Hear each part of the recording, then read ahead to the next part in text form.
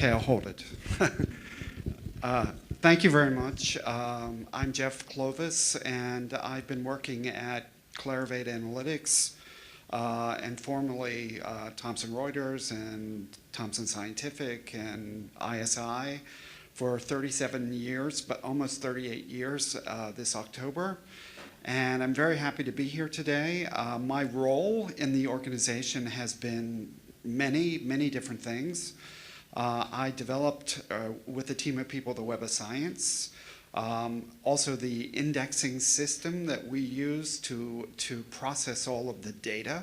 The initial iteration of that was done by a small team of people, and I was on that team.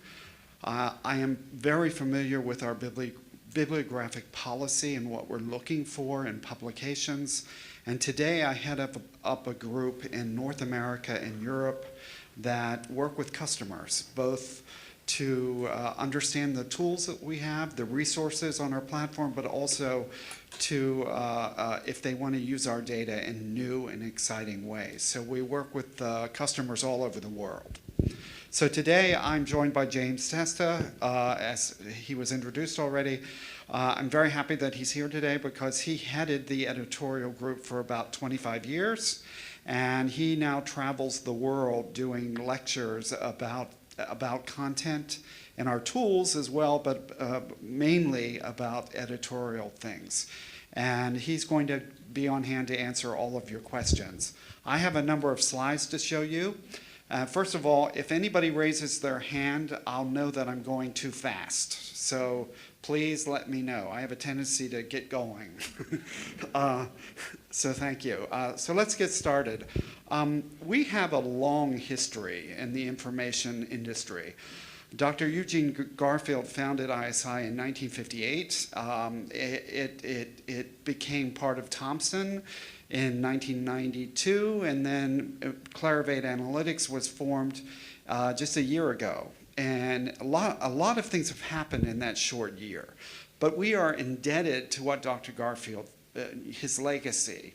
He passed away just a short year ago, and we're indebted to him for his vision and his innovation. At the time, you know, the idea of using cited references or the references in a bibliography to find additional articles or ideas for research, they thought he was crazy. And today's cited reference searching and citation analysis is standard. It's just something that happens, and it's in many different tools. We are actually the discoverer of the first to get into this, and we do it uniquely, and I want to talk about that a little bit. So innovation is really in our DNA, and that's very critical for us.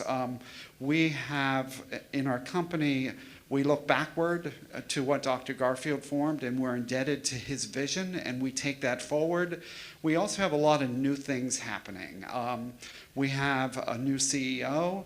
Her name is Annette Thomas, and she joined our company only about a year ago. She was on our board of directors initially for Clarivate Analytics, and now she's our CEO. And in the short time that she has been with us, many important things have happened.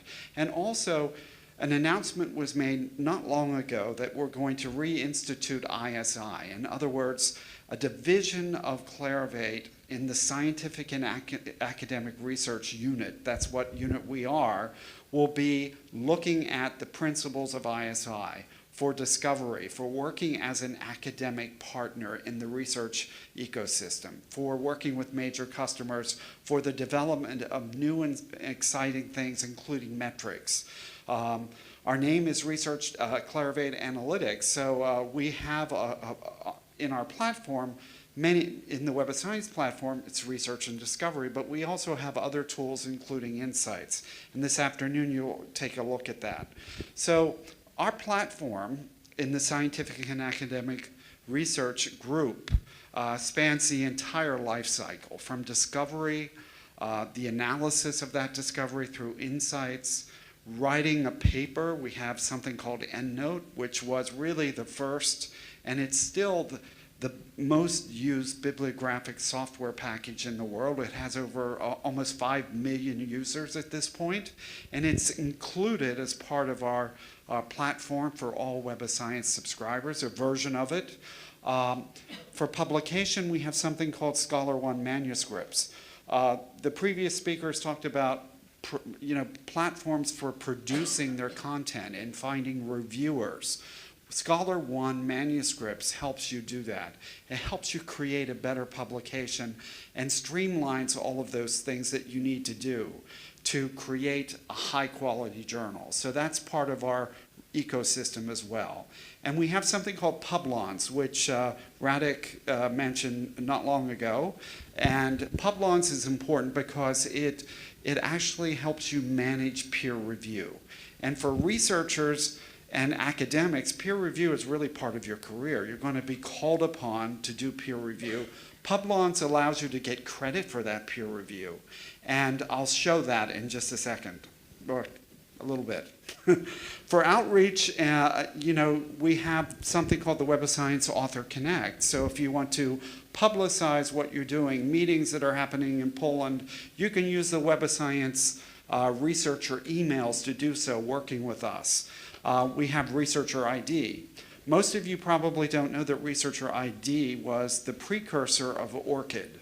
We actually are a founding member of ORCID, and we donated our platform, Researcher ID, to ORCID, as well as the underlying database in ORCID is an EndNote database. So to this day, we're on the board, and we're adding, as a member of the board, we get the monthly ORCID public file. And every article covered in the Web of Science that has been identified with an ORCID number, where we don't have the ORCID number yet in the Web of Science content across our entire platform, is getting the ORCID number added to it. And to date, we've added over 7 million papers with ORCID numbers in the Web of Science, Medline, and Biosis. So that continues every month, and that's very, very critical. For research assessment, you have to make critical decisions on what you're funding at universities in the country. The ministry has to do that. We have insights that allows you to do that analysis of your researchers, of your universities in research areas, what funding, when you're making funding decisions, what's the impact of that funding, because we can show you that. And then we have a team of people in professional services if you want to do custom analysis, or if you want to bring other content into a study, including the Web of Science, we can help you do that. So we span the entire research ecosystem workflow with our tools. So we have, at this point, 60 years of experience in developing information resources. Dr. Garfield founded ISI in 1958, 60 years ago. And we're celebrating the 22nd year of the Web of Science. It came out in 1996. It is used at this point by over 9,400 sites, individual sites around the world in over 100 countries as the primary research and discovery tool. So we're very proud of that, and we protect that. The content and what we select is ultimately the most important thing, and how we index that content. It's going into to make a tool that makes it easy for us to make a very good tool, because we're selecting the right content, and we're illustrating that in the platform, cover-to-cover comprehensive indexing. And we do that uniquely in the world. So I wanted to show you just a little bit, because I know you're publishers. ScholarOne Manuscripts is a system it's a hosted system, and to date, about 90% of the larger publishers use ScholarOne to manage their workflow. ScholarOne has different segments for authors, for editors, for reviewers. So it allows you to manage the process of publishing from submission through review, and then acceptance and publication. So this is a system that has been in place for many years. We acquired ScholarOne about 10 years ago or so, and it's a key part of our platform. It now is integrated for the review process with Publons, and And also, we have something called Reviewer Connect that allows you as a publisher to use the Web of Science data along with reviewers that have done work before to find good reviewers, people who have done academic review. So it's a product, Reviewer Connect, that can be used independently of ScholarOne, and that's available just this year. That just came out. So ScholarOne is different because it's hosted. It offers complete support for across the publishing ecosystem. It's the only peer-reviewed workflow system with patented technology. It's market-driven. We're changing it, making improvements to it, and just next week, we have 125 publishers coming to Philadelphia for the ScholarOne users meeting. We meet once a year, sometimes in Europe. Last year it was in Madrid. This year it's in Philadelphia. The year before, 2 years ago, it was in Nashville. So next year it will be in Europe again, and we'll announce that. But we continue to support that product and make changes and improve things based on what publishers are telling us. So you have over 365 publishers and societies using it, covering 3,400 books and journals, and about 13 million users. So it's designed so the different parts of a publishing process have different entry points, and you get to efficiently and effectively do your jobs within the platform. So we have industry experience in this, and it's part of Clarivate Analytics and continues to be upgraded. So Publons for a moment. Let me talk about that. Publons is academics do peer review. We talked about peer review just a moment ago about finding the right people to do peer review and the difficulty in doing that. Publons is something for academics, for researchers. It's free. You can join Publons. There's a Publons Academy where you can be accredited, certified in doing peer review, and there's a stamp that goes on you, and you can be part of the Publons. If someone's using Publons, they will see you as having that accredited certificate to do peer review. So journals, we have 320,000 researchers that have joined that free of charge, and they've gone through that academy, and they are accredited, certified peer reviewers.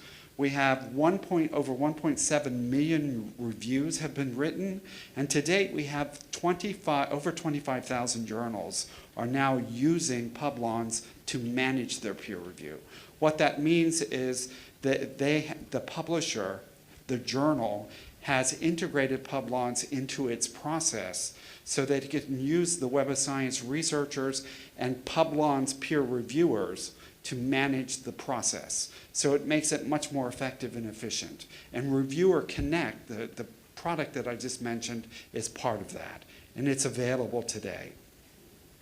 So why is Publons important? It provides credit for peer review. This is something that every academic has to do. So along with what you're publishing, what the research you're doing and the papers you're writing, you should have the appearance of what peer review you're doing as well. So we just recently announced that Researcher ID will be integrated with Publons as well. So you'll be able to identify the papers in Web of Science that you've written and then the peer review that you've done as well. So that's very critical. It's transparent. While it's very rare that fraudulent peer review happens, it can occur, and Publons allows you, because these people are certified peer reviewers, that it helps to avoid that. Journal evaluation. Beyond bibliometrics, Publons peer reviewers identify journals for which they like doing peer review. So you see that in Publons if you're using Publons to identify peer review. And also, Publons has an API. So on your profile pages at the university, you can use the Publons API to post the number of peer reviews that your individual people have done as part of their academic career. And that's important. They should get credit for that.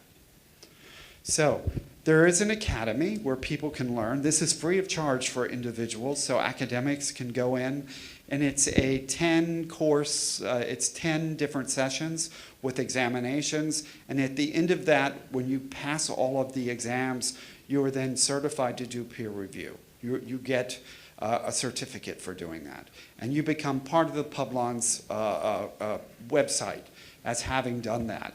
So people will see that you are certified, and when they're looking for peer review, you may be contacted because your contact information is in the Publon's website. So that's very critical as well.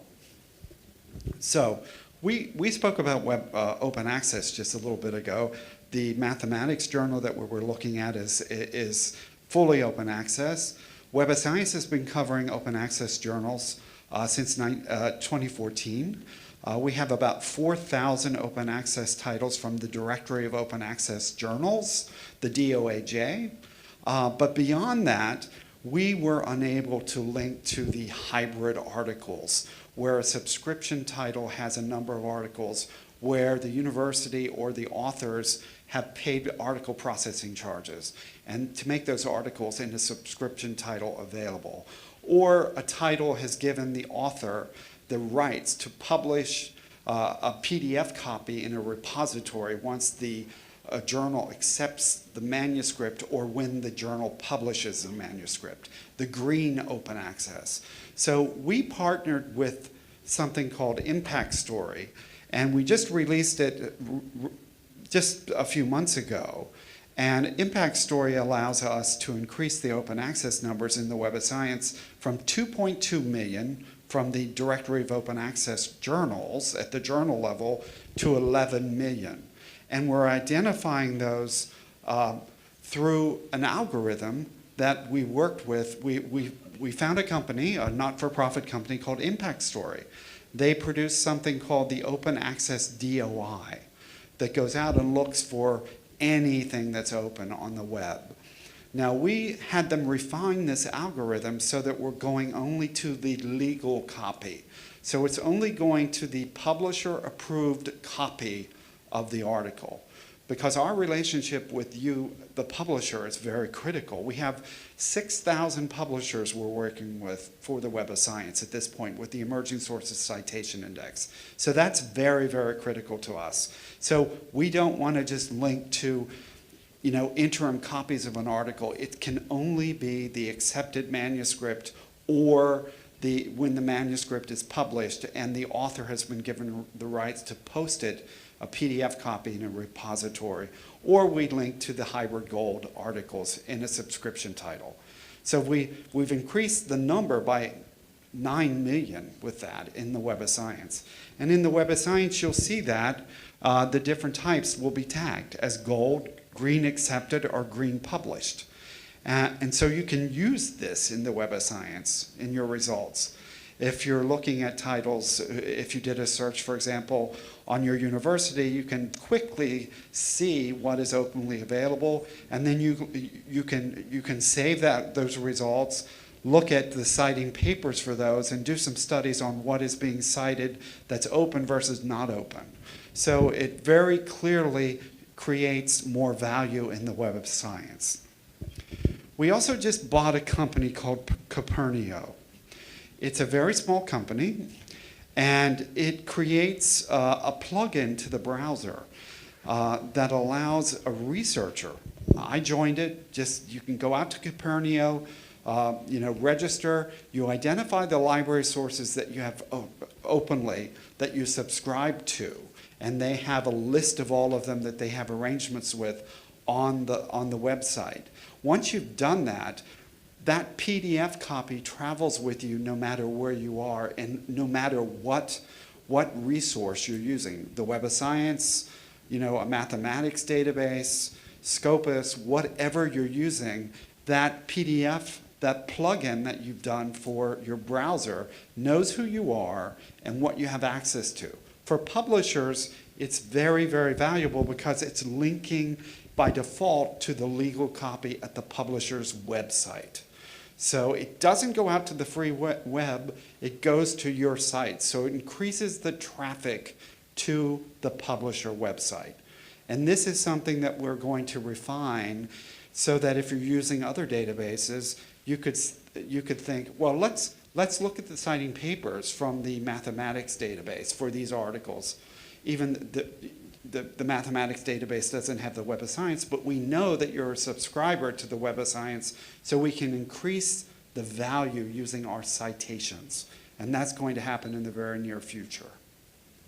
So the platform today is very diverse. In the center of it, you have the Web of Science core collection, and then the surrounding satellites are all the regional and subject-specific databases that we have in the applied life sciences, biosis, animal sciences, zoological record, Medline.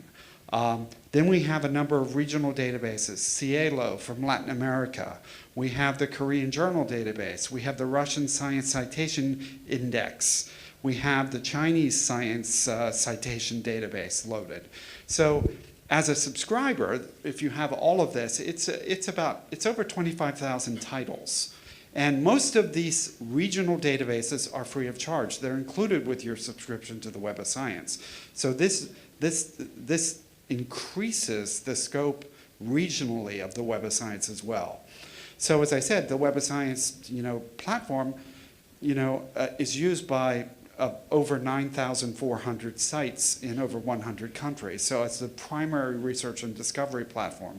So having your content in there on any given day means that 25 million people are looking at it, potentially.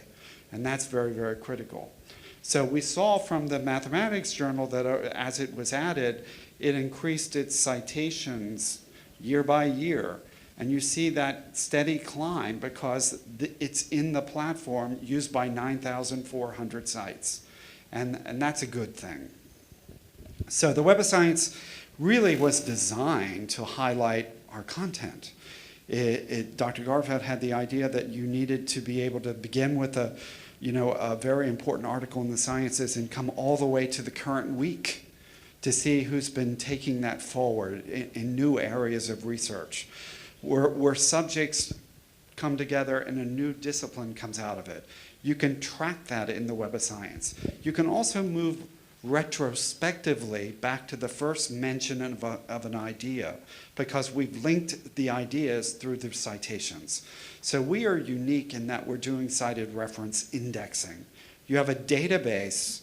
In any given year, we process 80 million cited references. You have a database back to 1900 that has almost 1.6 billion cited references. And they're all indexed and scannable, and you can browse them. You'll discover things that you didn't know were written by an important researcher. It leads you in new ways to create new ideas, and that's very much part of the Web of Science. And we are truly multidisciplinary as well. We cover 252 categories of the sciences, social sciences, and arts and humanities. That was Dr. Garfield's idea from the beginning. The Web of Science in 1996 brought those three major areas together so that individuals could search across them. And you see how the disciplines come together and new areas come out of it. And that is very critical. The Web of Science allows us to do that. So that's very important. So on to journal selection, which is why we're here, and very, very quickly. We're very objective. We have a group of people in Philadelphia, the editors. We have about 25 people, and we're expanding the group worldwide. We're adding editors, editorial staff. In Europe, we have 2 people in Europe. We're going to create additional people in Europe to focus on European publishers and what they're doing and to be able to connect with them more often to discuss their journals. We're adding editors in China over the coming year, in Asia, in different countries in Asia Pacific, because there are about 50,000 peer-reviewed journals. We cover 20,000 of them at this point. We're never going to be covering all of them. That is an impossibility. Years ago, when things were not online, it was much different. We reviewed 3,000 to 4,000 journals per year and added 10 to 12% of them. With the Emerging Sources Citation Index, the exception rate is now, it hovers around 60% and it allowed us to increase the scope of what we're doing globally. So our editorial team works full-time, 365 days a year. They are not permitted to be on any editorial board for a journal. They are not permitted to publish their own papers, because that would look like we're giving that particular publisher or journal more position in the decision making whether that journal is covered. So they have to remain independent. We cover many, many different languages, and we're going to increase that scope as well. We have subject specialists in the life sciences, clinical medicine, agriculture, biology, environmental sciences, social sciences, arts and humanities. All of these disciplines are covered by people who have a master's degree in their specialty, and additionally, most of them also have library science degrees. So they know what they're doing, working with you, the publishers, and they are objective, day to day. They will never deter from what we're supposed to do, and that is to create Web of Science so that it covers the most important literature. So we are champions of ethical publishing as well. This is very critical. We look at what's coming in, we look at the editorial board, we look at what the journal does as far as peer review. We study this very carefully before we make decisions, and we are committed to making, to selecting ethical, published journals. Only once or twice in our history has a title gotten in, and we discovered it after the fact, and we got rid of it immediately. So that just doesn't happen. We have policies in place where we're looking at things very, very carefully. So the objectives of the Web of Science journal selection, very carefully, very succinctly, are really we want to be the source for the top tier journals, both the international journals and the regional journals. We are truly multidisciplinary, so we're covering 252 categories in the sciences, social sciences, and arts and humanities. So we evaluate and select the best content. We want to provide the worldwide publishing community with standards that they can trust. We're not going to deter from those standards. Publishing has changed. The world is different since having just print journals, certainly, and there are more publications out there, science programs, social sciences. People are publishing more, obviously. So we have to do more. That's indeed what we're doing. Our data has informed us that the international collaboration just in the sciences is exponentially growing, and we need to look at science programs internationally and what they're doing and what they're publishing, because they're working together with people in the United States, Canada, Europe, so in Asia Pacific. And so it's very, very critical for us to keep on top of that. So we want to reflect what's happening in science, social sciences, and arts and humanities. It's really that simple. We are a reflection of the best published research, and that's what we aim to do. So the inspection of the title, really, there's a sea of information out there. We have a room in Philadelphia that is filled with journals still that we have to get to. Most things now, we're looking for things that are published electronically. But in any given year, we normally would process about 4,000 titles. We would look at 4,000 titles, and only 10 to 12 of them were accepted for the Science Citation Index Expanded, Social Sciences Citation Index, and Arts and Humanities Citation Index, the core 3 editions of the Web of Science. When we had the Emerging Sources Citation Index come into being, we changed things a little bit, because these journals that we're selecting are not highly cited.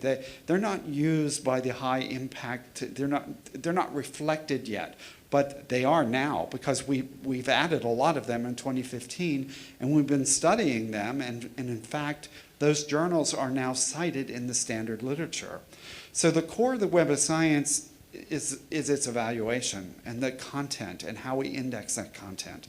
The platform is the container for the research and discovery is really improved by the content and how we index that content. So we're objective, we're selective, and we're transparent. We have a complex process that we go through. No one factor is included on its own. So you may have good publishing standards, but other things are not as good.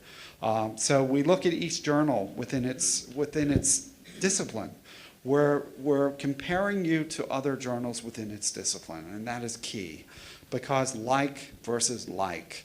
And coverage is not static. This is something that, the Emerging Sources Citation Index started in 2015. We're now doing a complete review of all of those journals, the 7,500 journals that we've done, after a 2-year period, because we expect them to come in on time. We expect them to maintain their quality, and we're looking at that. And if any of them go down below what our expectation, they will be dropped. They won't. And some of them then are moving up into the core 3 databases, the Science Citation Index Expanded, Social Sciences Citation Index, and Arts and Humanities. And we'll see that. You saw the Mathematics Journal, how it's being cited, steadily increasing. Mathematics is a discipline that has, it's a long citation gestation period. In other words, you don't become highly cited immediately. In the standard literature, the number of times a mathematics article might be cited is different from clinical medicine or life sciences. So we look at that very carefully, making decisions when to move something from the emerging sources to the 3 core editions as well. Evaluation decisions it doesn't matter if the journal's print, online, open access, that the business model of the publication is not a factor, nor where it's published. The geography of the journal is not. Whether it's a large publisher, a small publisher, a society publisher, you have 1 title, 5 titles, 150 titles. That doesn't matter. Everything is looked at for the same way, and that's critical for us. And we have an unbiased approach, and we're very independent about this. So we have a curated collection of about 20,000 titles. And you see in the center of that, you see the high-impact peer-reviewed literature that's in the Web of Science Science Citation Index Expanded, Social Sciences Citation Index, and Arts and Humanities Citation Index. Around those 3 editions in the core, you have the Emerging Sources Citation Index, which allowed us to expand our scope regionally much more efficiently. Because we were able to select journals that were good, high-quality journals that had good publishing standards, that were electronically available, that had content with an English language contents page and abstract, and ethical publishing practices. But they were not highly cited. They had not elicited strong citation activity in their respective fields. But that's okay. That'll happen over time. As the 25 million people using the Web of Science see that content, they'll start citing it or using those articles. And that's the key thing. So the Web of Science highlights that literature. So ESCI, you have to meet publishing standards, you have to have peer review, ethical publishing practices, and it has to be, the content that you're providing us has to be written, it has to be, the audience for the Web of Science is scholarly, so the content has to be scholarly.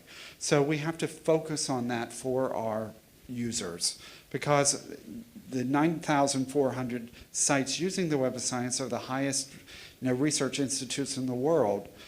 So it's very, very important that we're providing them with the content that makes sense. We want to give them quality results by default. So we look at different things: publishing standards, editorial content, international diversity, and citation analysis if you want to be in the top 3 editions. But we're not looking at citation analysis so much at all for the ESCI. That would come later when we do an additional review. So, but the Emerging Sources Citation Index titles, let's look at this. From 2015 when it first came out, 211 titles have moved into the sciences, social sciences, and arts and humanities. So in a short 2-year period, these titles have increased their citations to the point where they are equal to the journals being covered in that discipline in the sciences, social sciences, and arts and humanities. So they'd moved into the core three. For the sciences and social sciences, it means they're going to get an impact factor for the first time. When we do, for those 211 titles, when we produce the 2018 edition of the Journal Citation Reports, these titles will be in the JCR. So it'll add significantly for those titles. And as you can see, a total number of journals added directly into the core three editions were very selective. We reviewed, many thousands of journals. Only 68 were selected directly to go into the core three editions. We add almost 60% of those titles we're reviewing, evaluating into the Emerging Sources Citation Index. So we're very careful about what we select, and then we maintain that selection. We're looking at what's happening with those titles within that discipline. Should they move up? Conversely, if a Science Citation Index mathematics title covered in the Sciences edition goes below, it may move into the Emerging Sources Citation Index. So there is, it's moving up and down based on what's happening in the literature. We reflect what's happening in the literature. We're objective about it. So we do ongoing bibliographic review of our content, our journals. So it's not something that you're added and then, it's static, you're there forever, because your journal may change. You may change title, the scope of the title may change. And when it does, we're going to reevaluate it. So we do ongoing review of the literature we cover in the Web of Science. And that happens for every discipline. In some cases, we'll see that new disciplines are being formed, like last year, or the year, I think it was the year before, in 2016, at the end of 2016, we added a new category because there was significant literature in sustainable energy, renewable energy. So we created a new category for you. And we're doing that periodically as the literature shows us that we need to do that. There's more published in a new field, then we're creating a new discipline as well. So the Emerging Sources Citation Index came out in 2015. We now have also a 10-year archive of that content. We've gone back to 2005 for all of those titles that existed those 10 years, and about 70% of them did exist through the 10-year period. We've added all of that to the platform. So you have not only the 2015 forward file for the Emerging Sources Citation Index, the 7,700 titles now. It's about 7,700, but you have the same number retrospectively. And we continue to add titles. We don't have a goal with the Emerging Sources Citation Index. What happened when we started with it is that we looked at our entire platform and we pulled together about 13,000 titles that weren't covered from the world, from country by country, discipline by discipline. And we started the evaluation. We've evaluated over 10,000 of them at this point, and we've added 7,700 of them to the Emerging Sources Citation Index. We have more work to do, and we'll continue that, and the Emerging Sources Citation Index will grow. It will continue to grow. So this editorial curation of the content is something that goes on 365 days a year. So ESCI content in the Web of Science will soon also be in Insights, our research analytics platform. So you see a picture here on the screen where in May, that content will be added to our Insights platform by the end of May.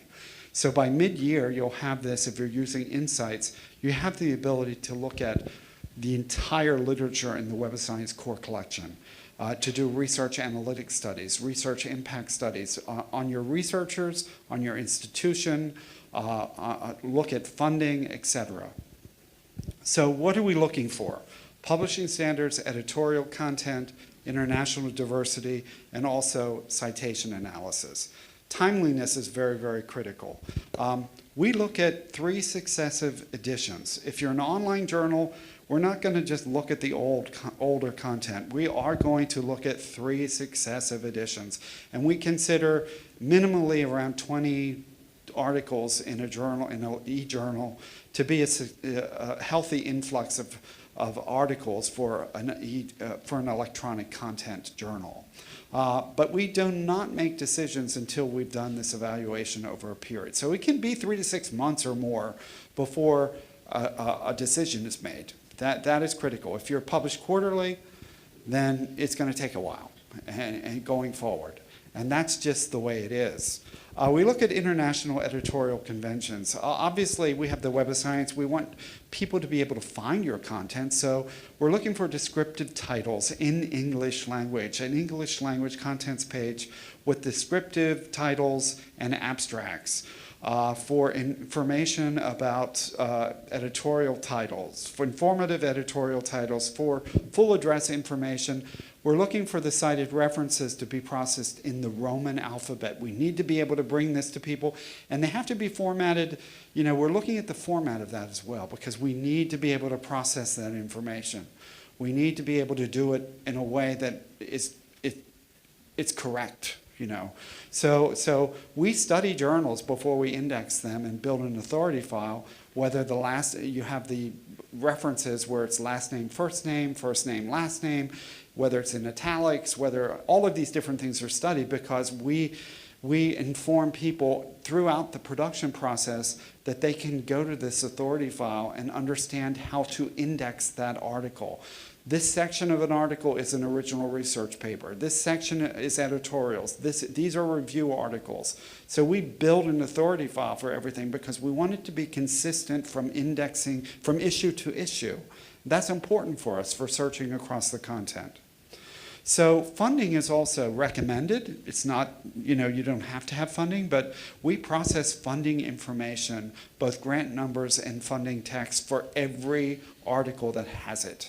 So that's very critical for us, and it's important for people who are using our content, because consider, you know, I'm doing research in a certain area in my country. I can look at all of the funding information. Where is the funding coming from? How many articles were funded by this organization? Or there are organizations I did not know about that are funding articles in my discipline. That's important. English language bibliographic information, that's critical as well. So we're looking for English language contents page. The journal body can be in another language, but we are looking for descriptive titles in English, the abstract, keywords, and also the cited references have to be formatted. We have to be able to process that information, and that's critical to us. In some cases, you know, in the humanities especially, the content is not, because it's studying something and it's you know, a work of fiction, or it's something that is not translated.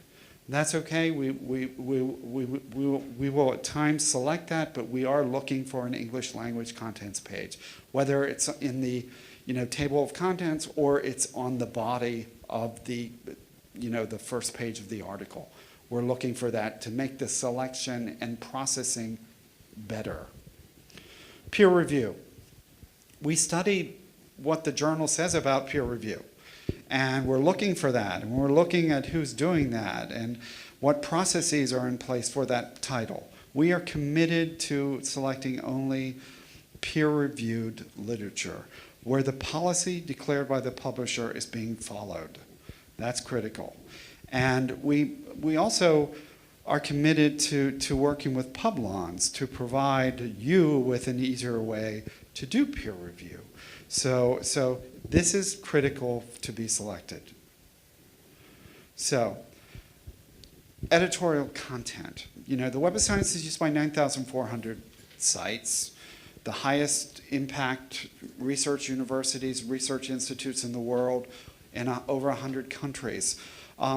Is your title relevant to the subject? The relationship of the journal under evaluation to journals already covered in that discipline is considered. Is it presenting new information? You know, is it looking at the subject in a new way? That's because we want to present that type of content to our readers. The content relevance. The journal needs to publish scholarly content consistent with what it's declared as its scope. So we're looking at that. So you're doing what you say you want to do. What is the aim of that publication, that title? And is the content fulfilling that aim? Taking that aim forward. That's critical as well. So, does it target an international or regional audience? Regional is fine because it may be something that's studied more in your country than outside of your country, but does it target that audience? So we look at the distribution and representation of the authors and the editorial board to see what they've done before. We're doing studies of the title as if we already covered it, and the editors have this in their mind just by nature. This is built into their DNA by now, that they're looking at this content the same way, every journal that they look at. So in the Web of Science now, you see this title is rather regional in perspective because it's the Asia Pacific Journal of Allergy and Immunology. But it covers 34 different countries, but it's supposed to do that. So it's fulfilling the aim of what it's supposed to do by covering Asia. And you see 34 countries represented in one search of that title. We use citation analysis on the journal title, the editorial board members, and the authors. When we're doing the review for the Web of Science Core 3 editions, this is critical. We're looking at what they published before, who's on the editorial board, what have they done before. And we're also looking at self-citation. Now, if you're in a specialized discipline, self-citation is probably, or citing, just a number of journals, it's normal, But if you're in a more general discipline, self-citation rates are very critical because if you're citing yourself, a high percentage of the citations are coming from your own journal. That is something that triggers something for us to look into very carefully. And as you see at the bottom of the screen, when we do the impact factor, we look at self-citations for the impact factor with and without self-citations. And you see in this case, it didn't change much. It's still over 7. So we were looking at this. And if there is an excessive amount of self-citations in the impact factor calculation, the calculation being, I think you're probably all familiar with the impact factor, the journal impact factor, I should say. That's the proper way to say it. But the journal impact factor is calculated by the number of citations to the journal in the current year to the articles written in the 2 previous years. So in 2018, the edition coming out, we'd be using the 2017 data. So how many times is this journal cited? The articles from 2016 and 2015 divided by the total number of citable items in 2015 and 2016. Simple formula, but it takes us 6 months to produce because we want it to be accurate. We're looking at all, journals will be cited in all different ways, variants, acronyms, all of this. So we have people who are doing this from January until the JCR is published, and then we actually redo it in September, another version of it, because we make corrections. We want it to be as accurate as possible. This metric is critical for us. It's critical for publishers. It's critical for researchers because they want to publish in the highest impact journals. We have something in EndNote, by the way. I'm not sure if you all know about it, but we have something called Manuscript Matcher. So if you're beginning your career, the Web of Science EndNote version in Web of Science that's free to every subscriber has something called a Manuscript Matcher where you can upload your article title, the abstract, and even the cited references, and it will go out and look at what other journals have published similar articles, and it will bring back the 10 results where you might consider sending that manuscript. And it will tell you how many articles are like your article already published, because that is an indication that maybe they've covered enough of that subject, if it's the same subject. So that is free to everyone using the Web of Science. You can go in and use that in EndNote. So journals have usually a self-citation rate of less or equal to 15%. We've studied that, and that's normal. Excessive self-citation would really it weakens the integrity of the journal impact factor in the JCR, and we will suppress journals like this one has a very, very high. Without self-citations, it goes down to 0.3 from 3.4 if you take away the self-citations. So journals can be suppressed. We also study citation stacking, where two journals will cite each other, especially in the years that count for the impact factor. So we're looking at that as well, and we will contact the publishers about this. And a journal can be suppressed from the JCR. We don't delete the title from the Web of Science, but from the JCR. So we're very critical. We're reviewing everything all the time. So I wanted to look at 3 journals and just give you some information about 3 of them. So let's look at them. There are 3 different journals along this highway. The first is in neuroscience. It's an independent publisher. It's located in Europe, and it's not open access. And its current volume is volume 6. So it's submitted to us in February 2014. It gets selected from the Emerging Sources Citation Index in November 2015. That's a long time, isn't it? But you know, it is published, let's say, quarterly, so we have to look at 3 issues, so that's almost a year. Then we do the analysis within its category, so it takes over a year for that to happen. So I know you want everything done as quickly as possible, but it does take a good amount of time for the decisions to be made. Then in January 2016, we looked at the title again for the Science Citation Index Expanded. And we determined that the journal was not highly cited, not cited enough to be added to the SCIE in the sciences. And we do that continuous review of the title. So what you see on the screen before you is that radar graph really illustrates the different points that we're looking at for that title. And you see the main reasons for rejection from the Science Citation Index are simply low author diversity. You know, 1/3 of the article is written by the editorial board. That's an indicator for us. It has low citation impact and low cited authors. So it didn't get added to the sciences. The reasons it's accepted to the emerging sources, the content is scholarly. It has ethical practices. It's peer-reviewed, and it meets our technical requirements. It's electronic, it has English language contents pages, etc. So it gets added. So let's look at a second title. It's a multidisciplinary title. It's in Europe. It is open access. So it's from a large global publisher, which does not impact the rate at which we review the title, evaluate, but again, it got selected for the emerging sources evaluation, and at the same time, it went right into the Science Citation Index Expanded. Why? Because in 2015, it already had a high citation impact. And we continue to do that review over time, but you see that radar graph is quite different from the other one, where the points are at the outer rim, almost all of the points. And citation impact is one of them. So it has high citation impact in the top quartile at the time of its evaluation.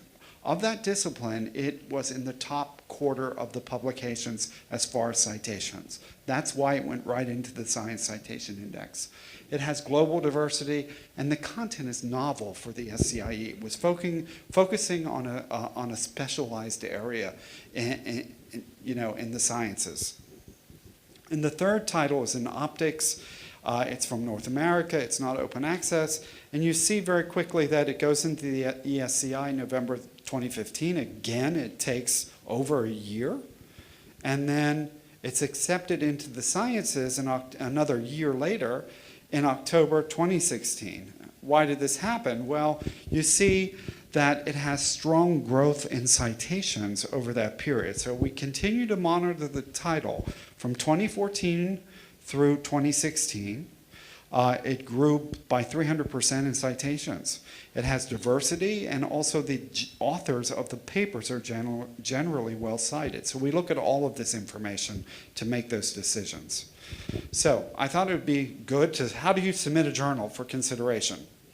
Well, you can do so on this website, and you have a copy of this on this computer, so we'll make sure that you have a PDF copy. Everyone who's attending has this presentation as well.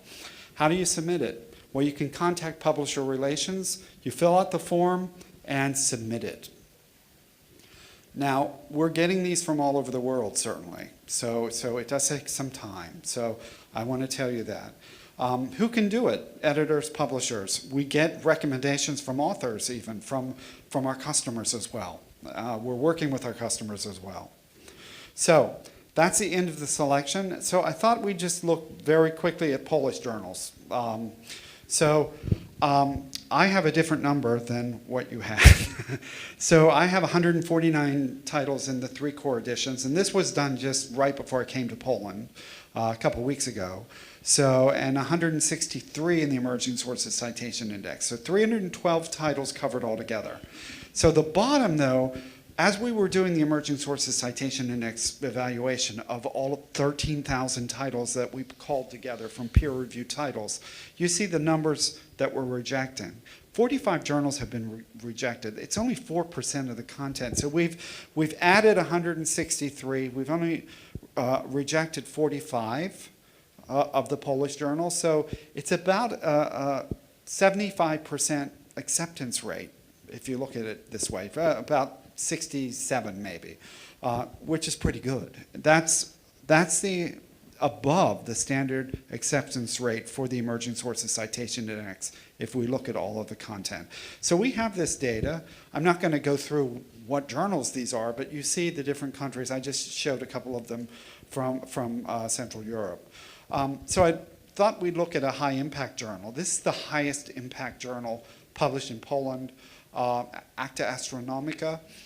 You see the JCR years. You see that it's consistent. You see the impact factor for the JCR years, the latest 5 years. It goes back even further. You see the sites per year, relatively consistent, but going up in 2016. You see its rank in category in the second quartile for the most part, and the Journal Impact Factor percentile, it means that only 32% of the titles are higher than this particular title in its category. So that's another indicator that this is a very high quality title. And then the journal relationships within the JCR. You see what titles are citing Acta Astronomica. You see, and the bands tell you the number of citations, and then the chords between the different titles show you how strong the relationships are. So we look at all of this information after we covered a title. We're continually looking at this information to make decisions afterwards, to monitor that title to see what's happening. And whether it is just citing one title back and forth, that sort of thing. So here's an Emerging Sources Citation Index title. And what I did is I went into, they don't have impact factors. So I went into this Web of Science and I did a citation report on it. So you look at the total publications, 310. Its H index is 8. The average citations per item, 1.35. The sum of time cited, 418. The citing articles, 301 papers have cited it. Without self-citations, it's 181. But I went to all of them, and you see the first 2 that are listed, though, they're highly cited papers. So you have highly cited papers citing this journal. These are papers that are in the top 1% of their category, are citing this particular paper in neuroscience. And then you see the citing paper categories. We showed this with the mathematics journal, which pleased me. But look at the different categories that are citing this title. Psychology, neuroscience, clinical neurology, public health, psychiatry, rehabilitation, environmental sciences. So it's a very multidisciplinary group of journals that are citing this particular journal. And then you see the countries that are citing this title as well, because you can look at this. And this is what the editor's doing when they're looking at maybe moving the title up from the emerging sources to the sciences, social sciences. And you see the number of countries. This is just the top 10 countries. The list was much larger. And that's it. So I would say that we're going to have a break now. I need one. And then Jim Testa and I will be answer all of your questions. And I hope you have a lot of questions for us, really.